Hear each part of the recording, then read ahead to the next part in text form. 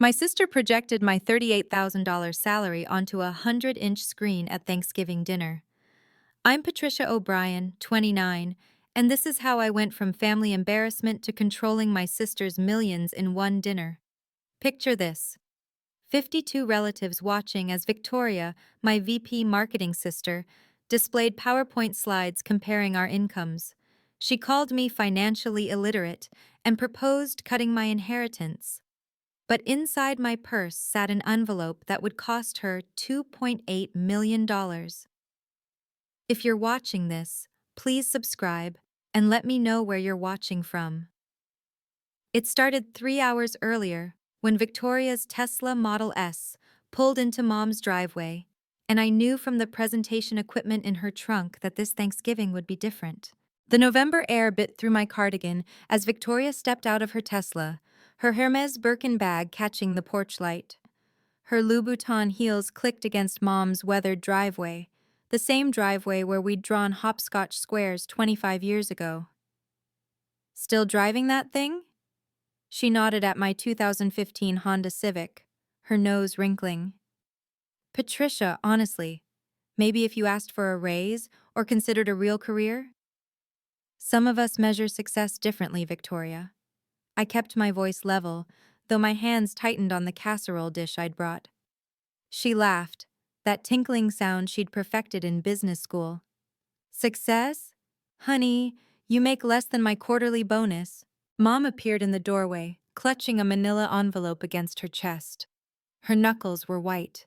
Girls, please, not today. Just trying to help, Mom. Victoria brushed past me, leaving a trail of Tom Ford perfume. Someone has to think about Patricia's future. I followed them inside, noting how Mom's fingers trembled on that envelope. She'd been holding it when I arrived an hour earlier, and she hadn't set it down once. The house filled quickly. Aunts, uncles, cousins, 4 generations of O'Briens gathering for our traditional feast. Victoria worked the room like she worked her corporate events, name-dropping her latest acquisition, her partnership track, her husband's promotion at Goldman Sachs. I helped the little ones with their coloring books at the kids' table. 5-year-old Emma showed me her turkey drawing. Miss Patricia, it looks just like the one you taught us to make. Why are you wasting your talent on other people's children? Victoria's voice carried across the room. Oh, wait, I forgot. Those who can't do, teach. Mom's grip on the envelope tightened. By 4 o'clock, all 52 relatives had arrived. The house hummed with conversation, football on the living room TV, kids racing through hallways. Victoria held court near the fireplace, regaling our cousins with stories of her latest product launch. The ROI was 300% in the first quarter alone, she said, swirling her wine. But then, not everyone understands these numbers. Her eyes found me across the room, always finding me. I focused on helping Aunt Margaret with her walker, getting her settled in the good armchair. She patted my hand. You're a good girl, Patricia. Your grandmother would be proud. Speaking of Grandma Eleanor, Cousin Ted interrupted, beer in hand, isn't her trust distribution happening next month? The room quieted slightly. Victoria's posture straightened. Yes, Mom said carefully. The lawyers will handle everything. Must be nice, Victoria said, her voice carrying perfectly. Though I suppose equal distribution makes sense when all the grandchildren contribute equally. She paused. Oh, wait. I watched her move toward the dining room where she'd left 2 large bags earlier. Equipment bags. The kind you'd bring for a presentation. What's in the bags, Victoria? Uncle Robert asked. Just a little something I prepared. Her smile was sharp. You know me. I believe in education, financial education specifically. Mom stood abruptly. We should check the turkey. It can wait, Mom. Victoria was already pulling out a projector. This will only take a few minutes. I think everyone will find it very illuminating. My stomach dropped as she began setting up the equipment with practiced efficiency. This wasn't spontaneous. She'd planned this. Victoria, what are you doing? I asked. Sit down, Patricia.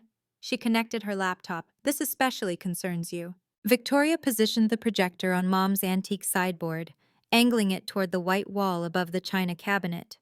The screen flickered to life. She'd tested this beforehand. The HDMI cable, the angle, the focus, everything perfectly calibrated. "Everyone, gather round!" She clapped her hands like a kindergarten teacher, though I was the actual teacher in the room. "I have something special to share." Relatives drifted in from various rooms, some still holding drinks and appetizers. Phones appeared in hands, the modern reflex for any family gathering. The title slide appeared, "Financial Literacy for Family Success."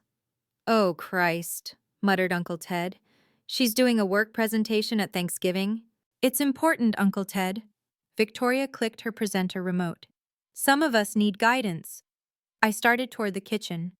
"I should help Mom with—" "Patricia," Victoria's voice was steel wrapped in silk. "You'll want to see this. In fact, you need to see this." Something in her tone made everyone turn to look at me. 52 pairs of eyes, waiting. Mom reappeared, still clutching that manila envelope. "Victoria, this isn't appropriate." "Education is always appropriate, Mother." She clicked to the next slide. "Especially when it affects everyone's future." I sat down slowly in the chair nearest the door. My teacher's instincts were screaming. This was a setup, deliberate and calculated. The kind of ambush disguised as helpfulness that Victoria had perfected since high school. "Now then," Victoria said, her voice filling the room with corporate confidence. "Let's talk about success, shall we? Real, measurable success." The next slide loaded. My salary appeared in 72-point red font. "Oh, Patricia," Victoria said, her voice dripping with false sympathy. "This especially concerns you." $38,000. The number glowed red on the wall, impossible to ignore. Below it, Patricia O'Brien, kindergarten teacher, Madison Elementary.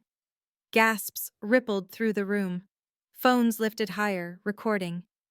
"This," Victoria clicked her remote, "is what 4 years of college gets you these days. Well, some of you."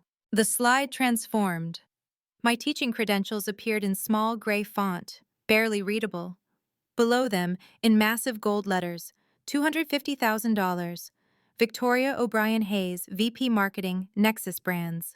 Her achievements cascaded down the slide in bullet points. MBA from Wharton, 3 promotions in 5 years, leading a team of 40. "Now, I'm not sharing this to embarrass anyone," Victoria said, looking directly at me. "But when we're discussing Grandma Eleanor's trust next month, shouldn't we consider who can actually manage wealth?" Aunt Susan shifted uncomfortably. "Victoria, this is private information." "Is it?" "Patricia's salary is public record. Teacher salaries always are. And I'm proud of mine. Why hide success?" She clicked again. "But let's look deeper." A new slide. Career ROI Analysis. 2 columns appeared.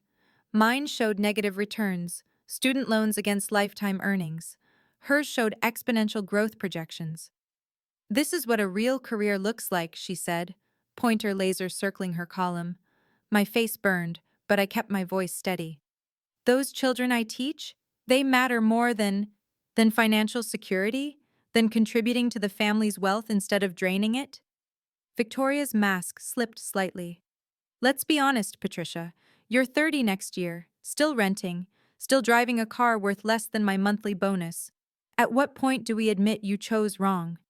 Mom's knuckles were white on the envelope. "Victoria, stop this."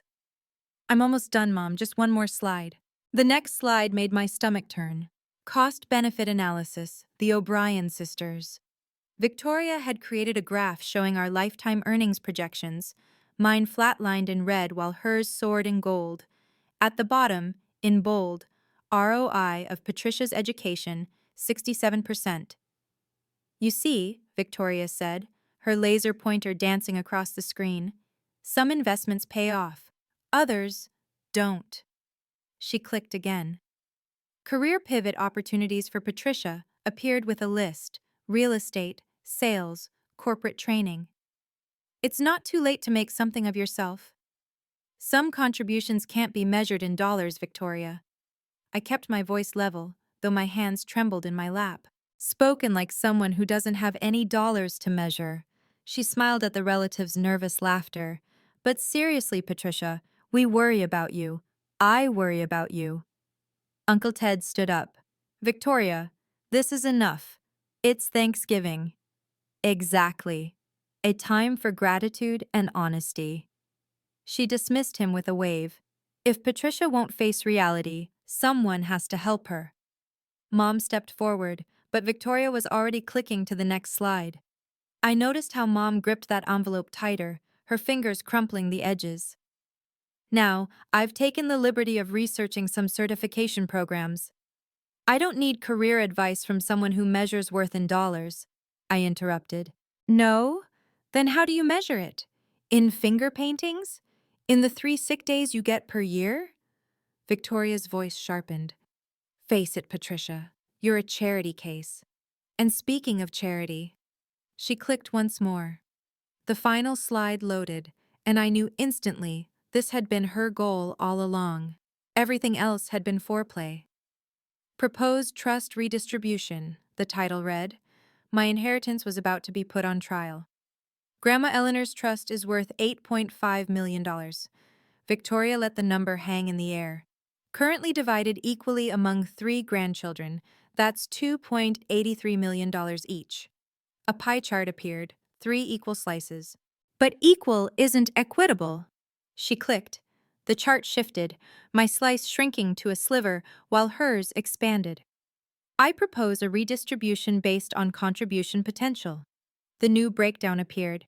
Victoria 60%, our cousin Michael 30%, me 10%. 10%? Aunt Margaret gasped. That's still $850,000, Victoria said smoothly. More than Patricia will earn in 20 years of teaching. It's generous, considering. Considering what? Mom's voice was ice. Considering she'll likely squander anything more. Look at the data. Victoria gestured at her slides. Patricia has shown no financial acumen, no ambition, no growth. Giving her millions would be like giving a toddler a Stradivarius. I noticed our family lawyer, James Morrison, standing in the back corner. He looked deeply uncomfortable, his eyes darting between Victoria and the manila envelope in Mom's hands. This is insane, Cousin Michael said. You can't just redistribute a trust because you feel like it. I'm not suggesting we do it illegally, Victoria smiled. I'm suggesting Patricia voluntarily agree to a smaller portion for the good of the family wealth. James here can draw up the papers Monday. She'd ambushed him too. James shifted, clearly not expecting to be named. Based on contribution potential, I repeated slowly. Tell me, Victoria, how much did Grandma Eleanor contribute to your MBA? Remind everyone. Victoria's jaw tightened. $200,000, which I've paid back in family reputation and… She was a teacher, I said. 40 years in public schools, just like me. I stood up and walked to Mom, pulling the envelope from her trembling hands. Before you open that, Victoria said quickly, let's make this democratic. Family decision for family money. She pulled out her phone, fingers flying across the screen. I'm creating an anonymous poll. Simple question. Should trust distribution reflect contribution potential? Victoria, this is inappropriate, James the lawyer protested. Is democracy inappropriate? Is transparency? She held up her phone. The link is going to everyone right now. Even you, Patricia. Vote your conscience. Phones buzzed around the room. I watched relatives look at each other, then at their screens, torn between fairness and fear of confrontation. Come on, Aunt Helen.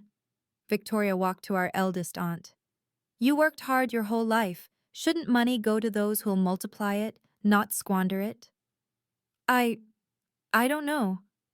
It's anonymous. Be honest. I watched the poll numbers on the wall.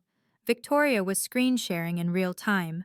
5 votes yes, 10, 15. This is coercion, Uncle Ted said. This is transparency. Victoria's smile was triumphant as the votes climbed. 22 yes, 8 no, The family has spoken. Mom stepped forward. The family doesn't decide Eleanor's wishes. No, but Patricia should respect them. Won't you, Patricia? Or will you selfishly take money you can't even manage? I stood there, envelope in hand, watching my relatives avoid eye contact. Some genuinely believed Victoria's logic. Others just wanted the discomfort to end. I won't justify my career to anyone, I said quietly. You don't have to. The numbers justify it for you. Or rather, they don't. Victoria turned to the room. Motion carried. I'll contact the estate lawyers Monday to begin restructuring. Patricia, you can sign the papers or contest them and waste thousands in legal fees you don't have. She was already pouring champagne. Victoria raised her champagne flute. To family financial optimization. A few relatives raised their glasses half-heartedly. Most looked at their phones, probably already regretting their votes. Patricia, don't look so glum. Victoria sipped her Dom Perignon. She'd brought her own bottle, of course. 850,000 is still life-changing money for someone like you. You could buy a house, a modest one, but still. She was already texting, probably her husband, definitely her lawyer, planning her expanded fortune. Monday morning, James, 9 a.m. She didn't wait for the lawyer's response. We'll draft the voluntary reallocation papers. Patricia, you'll sign them, won't you? Unless you want to seem difficult. I walked slowly to Mom, who looked like she might cry. The envelope felt heavy in my hands. May I? I asked her quietly. Mom nodded, then looked at Victoria. You should sit down. I'm fine standing. Victorious, actually. Victoria laughed. Someone had to be the adult here. Someone had to think about the family's future. I opened the envelope carefully, pulling out the documents inside. The letterhead caught the light. Morrison, Krensky and Associates, estate planning attorneys. James Morrison stepped forward. Victoria, before you celebrate, what's that? Victoria noticed the papers. What are you doing with estate documents? I looked at Mom, who nodded again. Her face had changed, no longer upset, but something else, resolved. Mom? Victoria's voice wavered slightly. What is that? Mom took the papers from me and walked to Victoria. She spoke quietly, but in the silent room, everyone heard. It's Eleanor's trust amendment, the one she signed 6 months ago, the one that makes Patricia the sole trustee. Victoria's champagne glass hit the floor. That's not possible! I didn't react to Victoria's outburst. Instead, I knelt to help 5-year-old Emma, who'd started crying at the sound of breaking glass. It's okay, sweetie, I said, guiding her away from the champagne puddle. Sometimes adults drop things when they're surprised. Patricia! Victoria's voice cracked. What did you do? She's helping a scared child, Aunt Margaret said. Something you might try. I settled Emma with her coloring book, then stood slowly. The room watched me, waiting for triumph or gloating. I gave them neither. James, I said to the lawyer, would you mind explaining? I think everyone's confused. James Morrison cleared his throat and stepped forward. He whispered something to me first. Are you ready? I nodded. I learned long ago, I said to the room, that actions speak louder than PowerPoints. Victoria was frantically scrolling through her phone, probably looking for trust law, loopholes, anything. This is fraud, undue influence. Mom, how could you? I didn't do anything, Mom said. Eleanor did, 6 months ago. When Patricia was supposedly visiting her every week? Victoria's face was red now. While I was building my career? While you were telling her that teachers were worthless, Mom said quietly. Yes. The relatives began murmuring. Phones came out again, but this time they weren't recording Victoria's presentation. They were recording her unraveling. You manipulated a dying woman. Victoria pointed at me. I picked up Emma's crayon, helping her color within the lines. I taught her great-grandchildren to read. You taught her that money mattered more than family. James! Victoria spun on the lawyer. You can't let this happen! James pulled out his own documents. Actually, I'm legally obligated to ensure it does happen. Mom finished reading the full document, her eyes widening with each page. The room held its breath as she walked to Victoria, whose face had gone from red to pale. "There's more," Mom whispered, but her whisper carried. "The harmony clause." "The what?" Victoria snatched the papers, scanning frantically.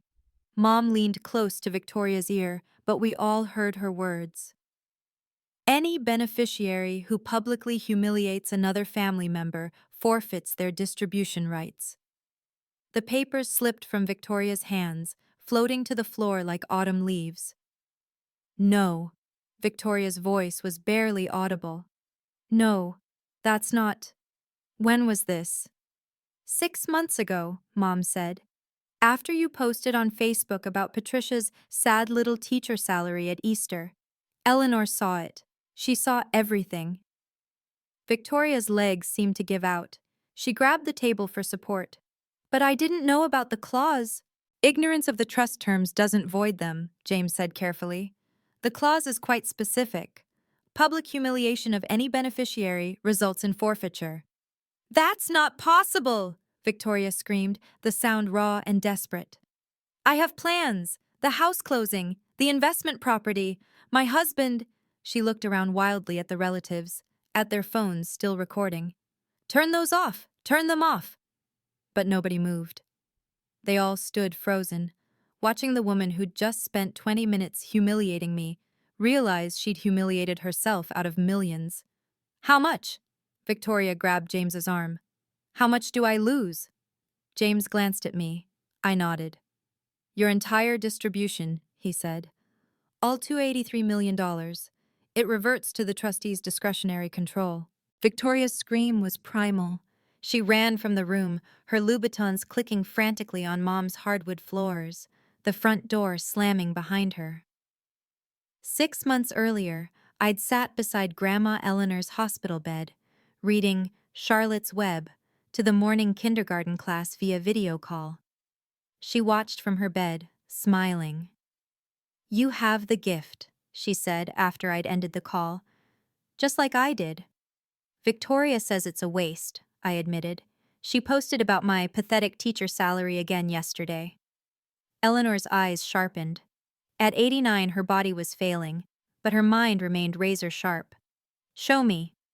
I pulled up Victoria's Facebook post. "Some of us have MBAs and some of us have crayons. Guess which one drives a Tesla? Hashar sorry not sorry had teacher salary." Eleanor was quiet for a long moment. Then she picked up her phone. "James, it's Eleanor. I need you here within the hour. Bring witnesses and a notary." "Grandma, what are you doing?" She took my hand, her grip surprisingly strong. "Teachers shape the future, Patricia. Never forget that. Your sister shapes nothing but spreadsheets and her own ego." James arrived with his paralegal and a notary. Eleanor was precise in her instructions. "I want a trustee named Patricia, and I want a harmony clause. Any beneficiary who publicly humiliates another family member forfeits their rights." "That's unusual," James said. "So is publicly mocking your sister for choosing service over selfishness." Eleanor's voice was steel. "Make it ironclad. I want consequences for cruelty." She signed with a steady hand. The witnesses, James, his paralegal, and Eleanor's doctor who'd been checking in, all signed. "Grandma," I said, Victoria will learn that money without kindness is worthless," Eleanor said. "And you, my dear, will teach her that lesson when the time comes." If you've ever been underestimated by family, hit that like button. Your worth isn't determined by your paycheck. Comment below with your profession, teachers, social workers, artists. Let's celebrate careers that matter. Now let me tell you what I knew that Victoria didn't. What Victoria never knew was that Grandma Eleanor had thought of everything. The trust amendment wasn't just about naming me trustee, it was a masterclass in legal preparation. 3 witnesses, including Dr. Sarah Chen, who provided a cognitive evaluation confirming Eleanor's complete mental competence. The document was notarized, filed with the probate court, and copies sent to 3 different law firms. Your grandmother was meticulous, James had told me after the signing. She wanted this bulletproof. The harmony clause was specific. Any beneficiary who publicly humiliates, demeans, or attempts to financially diminish another beneficiary shall forfeit all rights to distribution, with said funds reverting to the trustee's discretionary control. Why didn't you tell me immediately? I'd asked. Eleanor insisted we wait, she said, and I quote, Victoria will reveal herself. She always does. And when she does, Patricia needs witnesses. Even the timing was strategic. The amendment was dated April 15th, tax day. Eleanor's little joke about death and taxes. There's more, James had explained. As trustee, you control not just your portion, but the administration of the entire trust. Victoria's distributions, should she receive any, require your approval. That seems like a lot of power. Your grandmother trusted you with it. She said, Patricia teaches 5-year-olds to share, to be kind, to think of others. Victoria teaches corporations to maximize profit at any cost. Who would you trust with your legacy?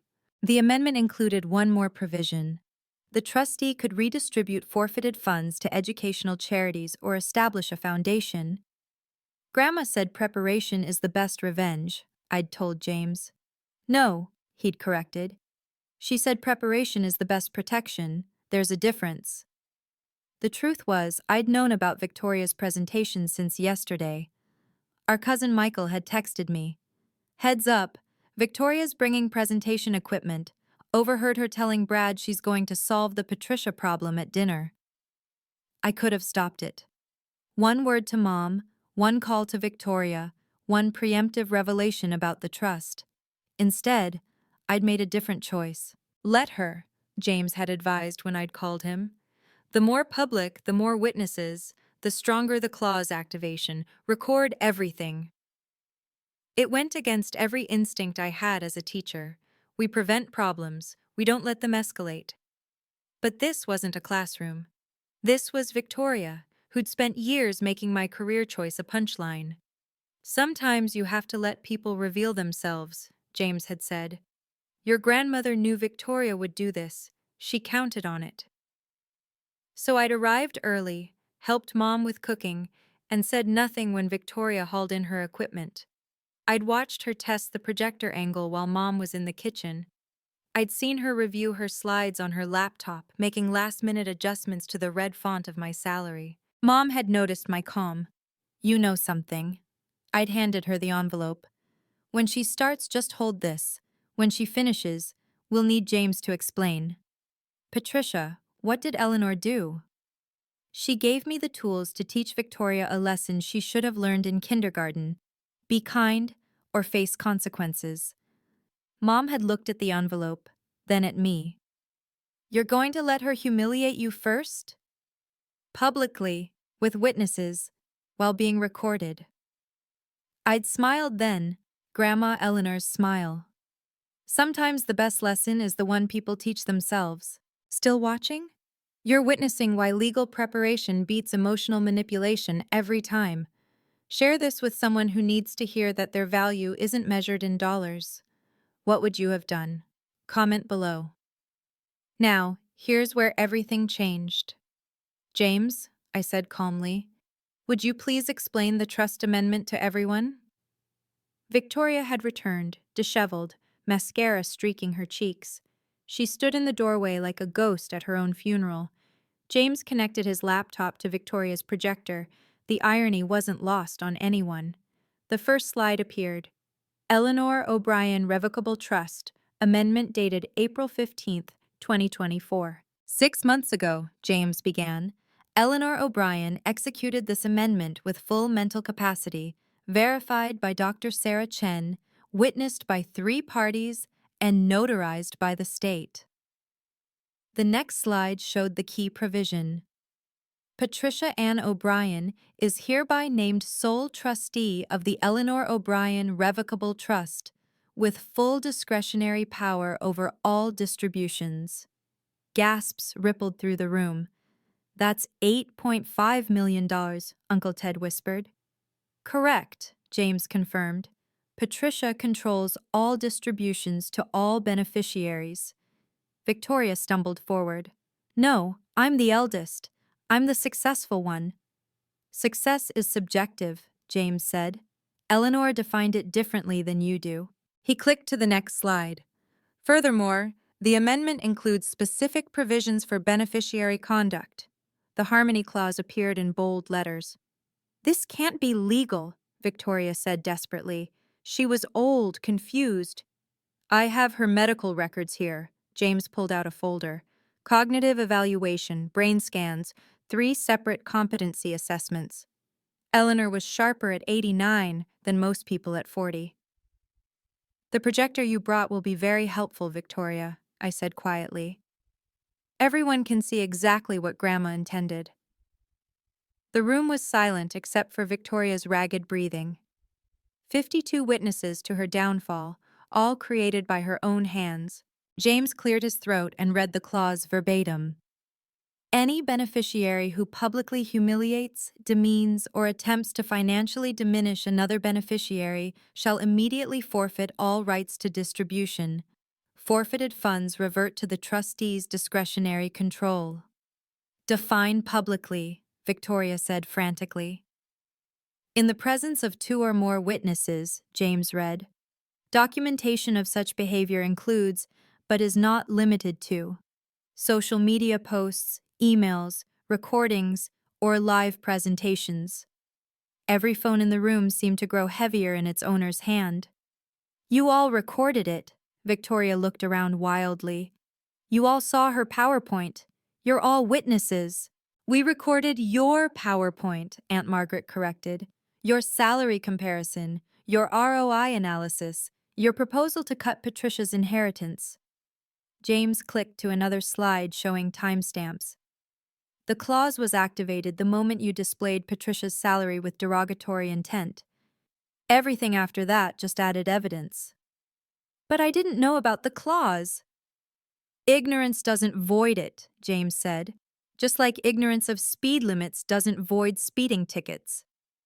Your PowerPoint is Exhibit A, I said quietly. Your Facebook posts from Easter, Exhibits B through F. The email you sent to cousins about my failure to launch, Exhibit G. Victoria's face went white. You knew. You've known for months. I've known you for 34 years, I replied. Grandma knew you longer. This is entrapment. This is consequences, Mom said, speaking for the first time since the revelation. Something you've never faced before. The room held its breath as Victoria processed the truth. Her carefully crafted presentation had become her own financial death warrant. How much? She whispered. How much did I just lose? All of it.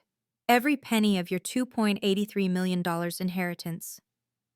This is illegal. Victoria grabbed James's folder, rifling through papers. Undue influence, coercion, elder abuse. Eleanor anticipated you'd claim that, James said calmly, pulling out another document. This is her competency evaluation from Mount Sinai's neurological team. Dr. Chen, Dr. Roberts, and Dr. Martinez all confirmed no cognitive decline, no dementia, no undue influence. Patricia manipulated her. Patricia visited her. You sent tax-deductible flowers, Mom said. Victoria turned on me, her perfect composure completely shattered. You planned this. You knew I'd... She stopped, realizing what she'd almost admitted.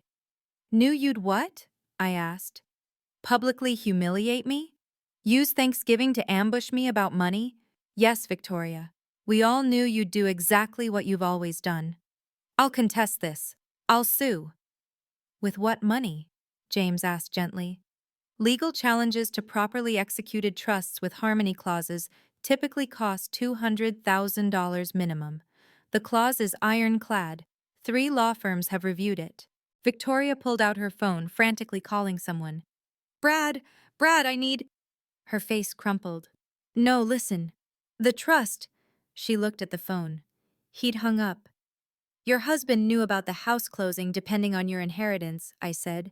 It wasn't a question. The Ferrari dealer, too, she whispered, broken.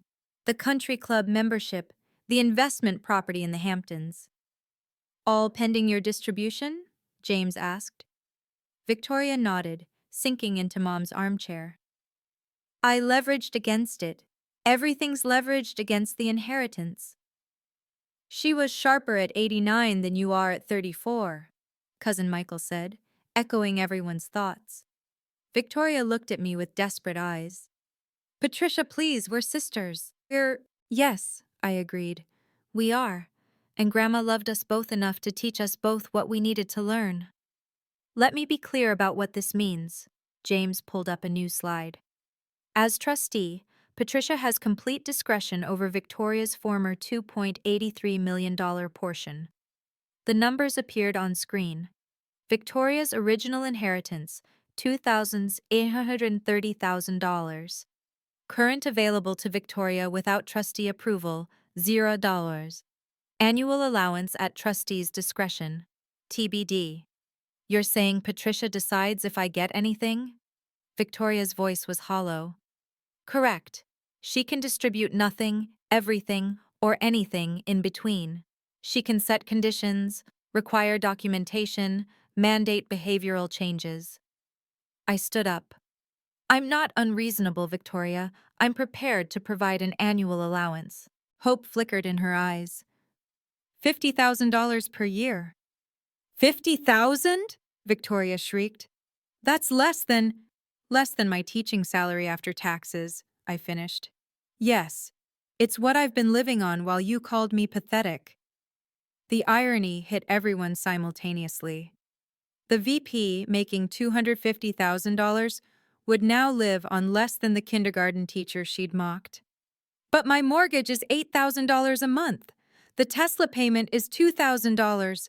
Brad and I will need to downsize, I said simply. Maybe a Honda Civic? They're very reliable. Victoria ran out again, her scream echoing through Mom's house. This time, no one followed. That seems harsh, Uncle Robert said quietly. She has $250,000 salary, I reminded him. She'll be fine if she lives within her means, something she's lectured me about for years. James pulled me aside. You know she'll have to sell everything. The lifestyle she built was entirely based on anticipated inheritance. Then she'll learn what I learned, how to be happy with enough instead of always needing more. There's more, James announced, pulling up additional documents. Patricia, do you want to explain? I nodded. Victoria's public humiliation of me wasn't a one-time event. Grandma documented everything. James clicked through screenshots, Facebook posts, Instagram stories, emails to family members. 5 years of Victoria's jokes about my salary, my car, my apartment, my career choice.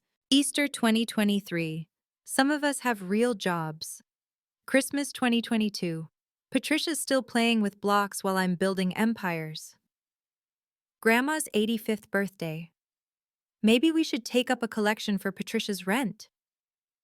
Each quote hung in the air like evidence at a trial. Grandma kept receipts, I said. All of them. This is insane, Victoria had returned once more. Brad beside her now, his face gray. One joke shouldn't cost millions. One joke didn't, Mom said. Hundreds of jokes did. Years of cruelty did. I pulled up my phone. According to the trust terms, I can redistribute your portion to educational charities. Grandma suggested several. The Eleanor O'Brien Foundation for Teacher Development, the Early Childhood Education Excellence Fund. You're giving away my money to random teachers? To future teachers, the ones who'll shape minds while you shaped spreadsheets. Brad grabbed Victoria's arm. We need to go. Now. But the Ferrari dealer called. They want the down payment back. The country club called. The Hampton sellers called. His voice was flat.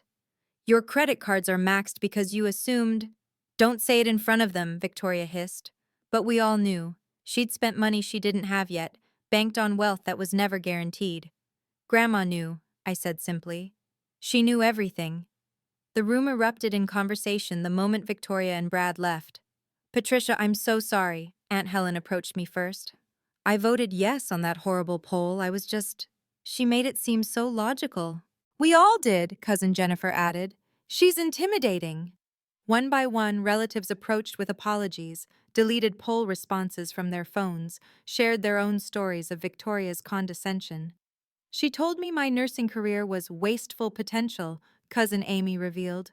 She said my social work was poverty tourism, added Uncle Robert's daughter. She laughed at my pottery studio, Aunt Margaret's son said, called it a hobby masquerading as a business. Mom finally spoke, her voice carrying across the room. I'm proud of you, Patricia, not for the money, for staying true to yourself when everyone told you to change. Money doesn't make you family, I said. Respect does. Uncle Ted raised his beer. To Patricia, who just gave the best lesson of her teaching career. And to Eleanor, I added, raising my water glass. Who knew that sometimes the best inheritance isn't money, it's wisdom? James pulled me aside. You know Victoria will come back. She'll beg, manipulate, maybe even apologize. I know. What will you do? I looked around the room at my family. Not perfect, but mine. What I always do. Teach. She has lessons to learn, and I have conditions to set. Such as? Therapy, public apology, volunteer work, maybe starting with tutoring underprivileged kids. Let her see what real impact looks like. Mom hugged me. Eleanor would be so proud. We always knew your worth, Uncle Ted added, even when Victoria couldn't see it. An hour later, Victoria returned alone. Her designer makeup was gone, her hair disheveled. She looked younger, smaller, defeated. Patricia, she started, then stopped. Please. I waited. I'm sorry. I'm so, so sorry. The words tumbled out. I was wrong. Cruel, horrible. You were, I agreed. I'll do anything. Therapy, apologies, whatever you want. I pulled out my phone, opening a document I'd prepared weeks ago. Your PowerPoint had 47 slides humiliating me. My terms have 47 conditions. Her face paled as she read. 1. Weekly therapy with a licensed psychologist. 2. Public apology on all social media platforms. 3. 500 hours tutoring at Madison Elementary. 4. Financial literacy classes for teachers, free. 5.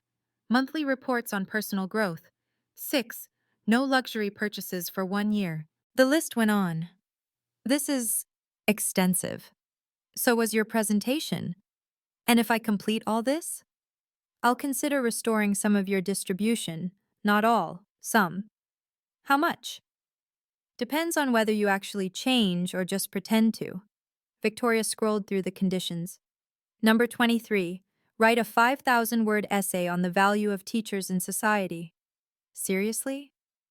You wrote a 47-slide presentation on my worthlessness. This seems fair. Number 31. Attend Patricia's classroom as a helper once monthly. You'll learn more from 5-year-olds than you learned at Wharton. She looked up, tears finally genuine. You planned this response, too. I'm a teacher, Victoria. I always have extra credit assignments ready. Your PowerPoint had 47 slides. My terms have 47 conditions. I smiled slightly. At least mine offer a path to redemption. Victoria's phone buzzed constantly. She ignored it until Brad's name appeared. I have to, she answered. Brad? Yes, I'm trying. We could all hear his voice through the phone. The Ferrari dealer wants the car back, tomorrow. The country club froze our membership. The Hampton seller is threatening to sue. Tell them the trust. There is no trust money, Victoria. You just lost it all being yourself. She looked at me desperately while Brad continued. We need $50,000 by Monday or we lose the house deposit. Patricia has to approve any distributions, Victoria whispered into the phone. Then beg her. Victoria looked at me. The house will lose everything. I pulled out the trustee checkbook Eleanor's lawyers had given me. I'll approve $30,000. But we need 50. For a reasonable house, not a mansion. Find something appropriate for a teacher's salary, maybe a nice 3-bedroom, with a Honda Civic in the driveway. That's cruel. That's reality. My reality, which you mocked for years. James stepped forward. Patricia, as trustee, you should know, Victoria and Brad have approximately $1.8 million in debt against the anticipated inheritance. Victoria's knees buckled. How do you know that? Trustees have access to beneficiary financial records when it affects the trust. You've been living on credit for 2 years. A Honda Civic apartment seems appropriate, I said, echoing her words about my life. The room was silent except for Victoria's quiet sobbing and Brad's distant shouting through the phone. Monday, I said finally. Come to Madison Elementary at 7 a.m. Your first tutoring session starts at 7:30. Wear something washable. 5-year-olds are messy. But my job starts at 9. You'll learn to manage. Teachers always do. By Friday morning, the family Thanksgiving had become legend. Victoria's social media accounts were scrubbed clean. Her LinkedIn no longer mentioned anticipating significant trust fund distribution. The PowerPoint she'd been so proud of had been screen recorded by 12 relatives and became a cautionary tale shared in family group chats. My phone had 37 messages, former students' parents offering support, fellow teachers sharing similar stories, 3 local newspapers wanting interviews. Ms. O'Brien deserves so much more than $38,000, one parent had posted on the school's Facebook page. She taught my son to read when 3 specialists said he couldn't learn. The petition for my raise had 500 signatures by noon. Mom called. Victoria posted her apology. I opened Instagram. There it was. I publicly humiliated my sister Patricia, a dedicated teacher who shapes young minds daily. I was wrong. Success isn't measured in dollars but in impact. Patricia impacts 20 students yearly. Over her career, that's 600 future adults. My PowerPoints impact no one, I'm sorry. It was a start. At 3 p.m., an email from Madison Elementary's principal. The school board reviewed the petition. Your raise was approved, $48,000 starting January. Still less than Victoria's monthly spending habit, but it didn't matter. I'd never needed millions to be happy. James called that evening. Victoria completed her first therapy session. The therapist says she had a breakthrough about inherited wealth versus earned value. Good. She also volunteered for tomorrow's Saturday tutoring program, unprompted. Really? She said, if 5-year-olds can learn to share, maybe I can too. Perhaps Grandma Eleanor's final lesson was working after all.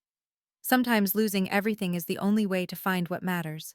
3 months later, I stood before the board of the newly established Eleanor O'Brien Foundation for Educational Excellence. The conference room was simple, no marble, no mahogany, just functional furniture and a clear mission. The foundation's first grant will establish mental health support for teachers, I announced. Burnout is real. We lose 8% of teachers annually to stress. The board, including James, Mom, and surprisingly Victoria, voted unanimously yes. Victoria looked different. Her Hermes was replaced with Target. Her Mercedes traded for a used Prius. But something else had changed too. She looked peaceful.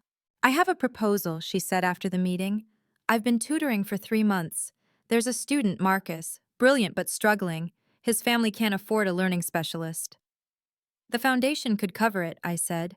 I want to pay for it, from my salary, my actual earned salary. This was new. Why? Because he reminds me what matters. Last week he finally read his first complete sentence. He hugged me and said, Miss Victoria, you're the best teacher. She paused. I've closed million-dollar deals. Nothing felt like that hug. Mom smiled. Eleanor would be thrilled. She knew, didn't she? Victoria asked. That I needed to lose everything to gain perspective? Grandma knew money is just a tool, I said. Character is wealth. Victoria pulled out an envelope. My 5,000-word essay on teachers' value. I actually wrote 8,000. Turns out, when you really look, teachers shape everything. One teacher affects 3,000 students over a career, I said. Their families, their futures, their children. While I affected quarterly reports. Victoria laughed. Not her old sharp laugh, but something genuine. Patricia, I'm requesting an increase in my allowance. To $75,000? To $40,000. I want to earn the rest. 6 months after that Thanksgiving, Victoria stood before her first kindergarten class as a substitute teacher. She'd completed her emergency certification, passed her background checks, and requested placement at Madison Elementary. I didn't need $2.8 million to be valuable, I told her that morning. You needed to lose it to learn that. She nodded, adjusting her sensible flats, a far cry from her Louboutins. Patricia, I need to tell you something. The therapy, the tutoring, the essay. At first, it was just to get the money back. I know.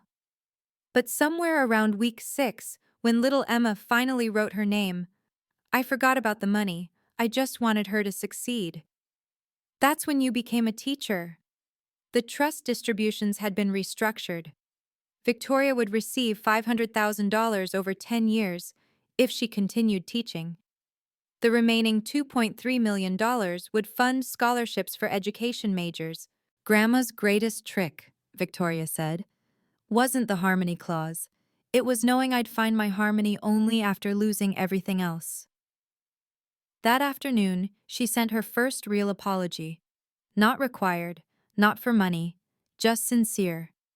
Patricia, you've taught 600 students to read, write, and dream. I taught no one anything until I lost everything. Thank you for letting me fail. Thank you for helping me rise. Thank you for being the teacher I needed. I kept that note, framed it next to Grandma Eleanor's photo and her favorite quote. Education is not the filling of a pail, but the lighting of a fire. Victoria found her fire in the ashes of her fortune. I'd been warm all along. Some lessons can't be taught. They must be learned through loss, humility, and the patient guidance of those we once overlooked.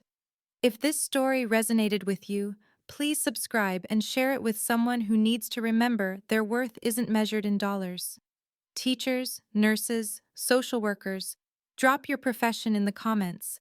Let's celebrate careers that change lives, not just bank accounts. What family dynamics do you wish you could change? Let me know below.